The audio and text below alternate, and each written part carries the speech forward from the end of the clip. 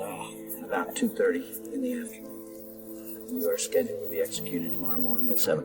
For the record, you are guilty of killing many women and girls. Yes. Yes, that's true. Ted, how did it happen? Take me back. What are the antecedents of the behavior that we've seen? And it happens, it happened in stages, gradually. It doesn't necessarily, not to me at least, happen overnight. My experience with, I'd say pornography generally, but with pornography that deals on a violent level with sexuality, is that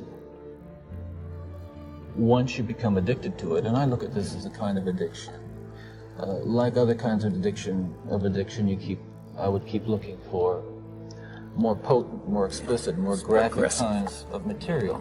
Like an addiction, you keep craving something which is harder, something which gives you a greater sense of excitement. Until you reach the point where the pornography only goes so far.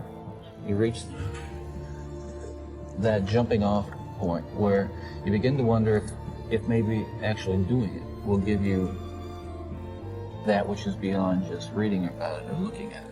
How long did you stay at that point before you actually assaulted someone? Well, I would say a couple of years.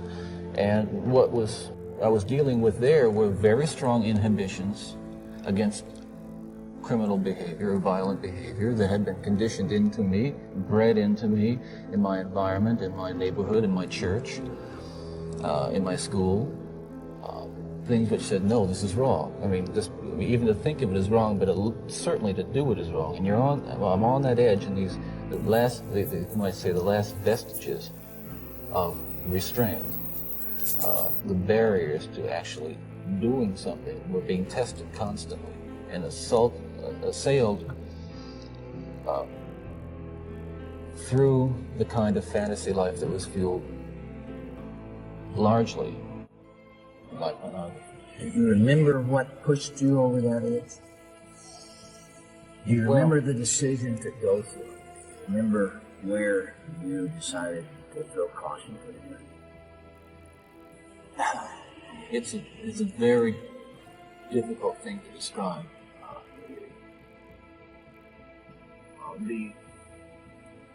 The sensation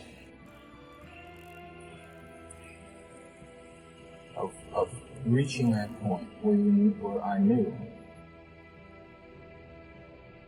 that I couldn't control it anymore, that these barriers that I'd learned as a child, that had been instilled in me, were not enough to hold me back with respect to seeking out.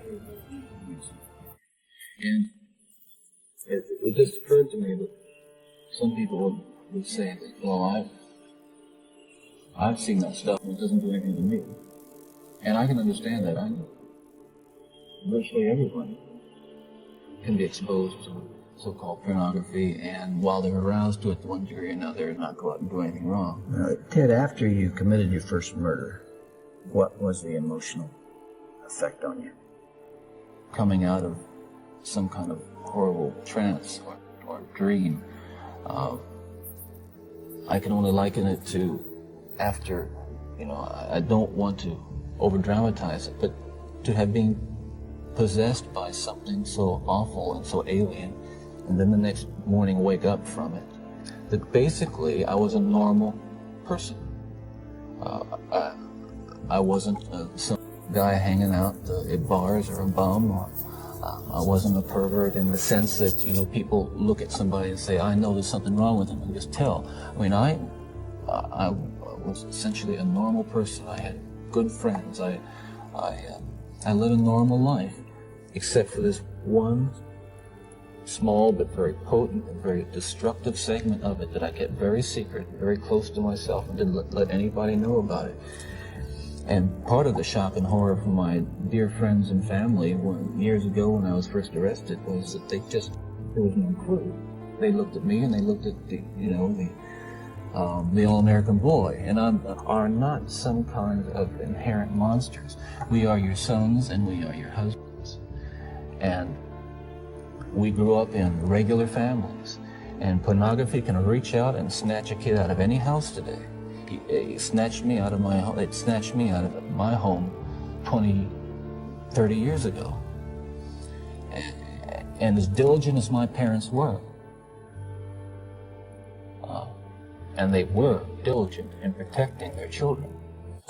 Listen, I'm no social scientist, and I haven't done a survey. I mean, I don't pretend that I know what John Q. Citizen thinks about this.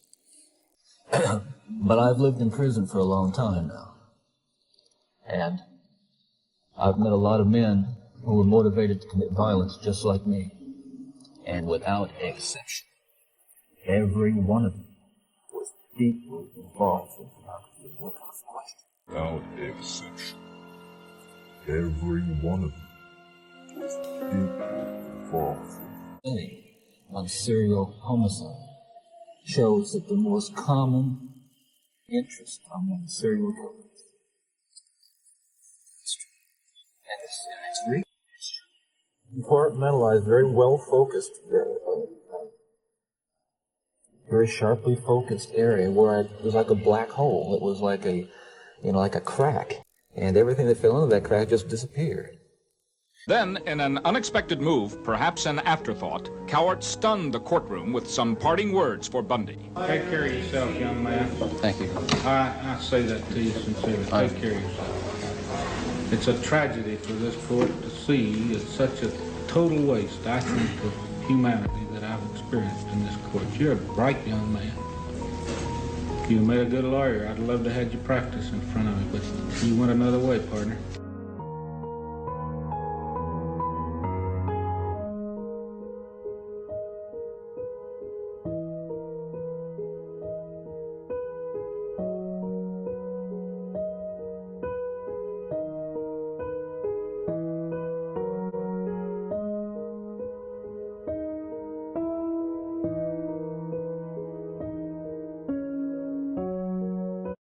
وامتازوا اليوم أيها المجرمون ألم أعهد إليكم يا بني آدم ألا تعبدوا الشيطان إنه لكم عدو مبين وأن اعبدوني هذا صراط مستقيم ولقد أضل منكم جبلا كثيرا أفلم تكونوا تعقلون هذه جهنم التي كنتم توعدون اصلوها اليوم بما كنتم تكفرون اليوم نختم على أفواههم وتكلمنا أيديهم وتشهد أرجلهم بما كانوا يكسبون ولو نشاء لطمسنا على أعينهم فاستبقوا الصراط فأنى يبصرون ولو نشاء لمسخناهم على مكانتهم فما استطاعوا مضيا ولا يرجعون ومن نعمره ننكسه في الخلق أفلا يعقلون وما علمناه الشعر وما ينبغي له إن هو إلا ذكر وقرآن مبين لينذر من كان حيا ويحق القول على الكافرين